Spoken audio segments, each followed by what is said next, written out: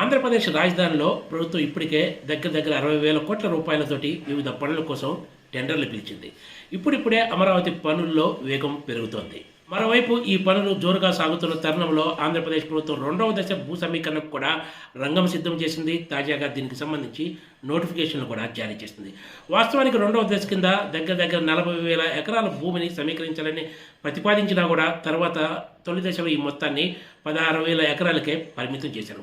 ఈ రెండవ దశ కింద సేకరించనున్న భూమిని గ్రీన్ఫీల్డ్ ఇంటర్నేషనల్ ఎయిర్పోర్ట్తో పాటు స్పోర్ట్స్ సిటీ, గ్రీన్ ఇండస్ట్రీస్ ఇతర అవసరాల కోసం ఉపయోగించనున్నట్లు ప్రభుత్వం చెబుతూ వస్తున్న సంగతి తెలిసిందే.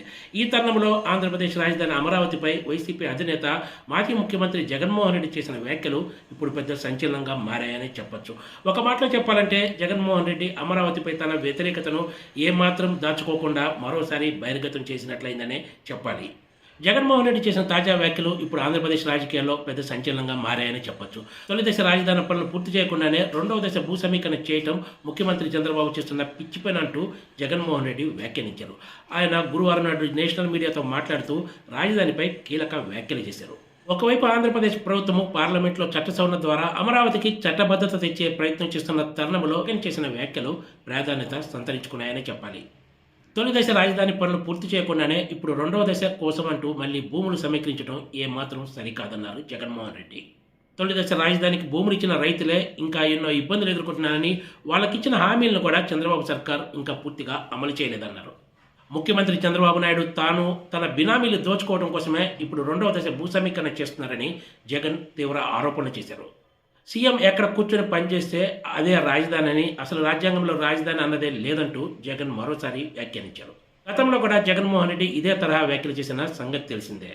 తొలి దశ భూ సమీకరణ సమయంలోనే రోడ్లు, డ్రైన్లు, విద్యుత్ వంటి మౌలిక సదుపాయాల కల్పన కోసమే ఒక్కో ఎకరాకి 2 కోట్లు ఖర్చు అవుతుందని డిపిఆర్లోనే పేర్కొన్నారని, ప్రభుత్వం సేకరించిన తొలి దశ 50,000 ఎకరాలకే దగ్గర దగ్గర లక్ష కోట్ల రూపాయలు అవసరమవుతాయని, వీటిని ఎలా సమకూర్చుకుంటారనేది ఇప్పటికీ ఎవరికీ క్లారిటీ లేదన్నారు. రాజధాని విజయవాడ, గుంటూరు మధ్య కట్టి ఉంటే బాగుండేదంటూ జగన్ వ్యాఖ్యానించారు. ఆంధ్రప్రదేశ్ ప్రభుత్వం తొలి దశ రాజధాని ఒక షేపుకు రాకముందే సడన్గా రెండవసారి అధికారంలోకి వచ్చాక విస్తరణ ప్రాజెక్టును తెరపైకి తీసుకొచ్చిన సంగతి తెలిసిందే. ఈ విస్తరణ ప్రాజెక్టులో గ్రీన్ఫీల్డ్ ఇంటర్నేషనల్ ఎయిర్పోర్ట్తో పాటు స్పోర్ట్స్ సిటీ, గ్రీన్ ఇండస్ట్రీస్ అనే కాన్సెప్ట్ను తీసుకొచ్చారు.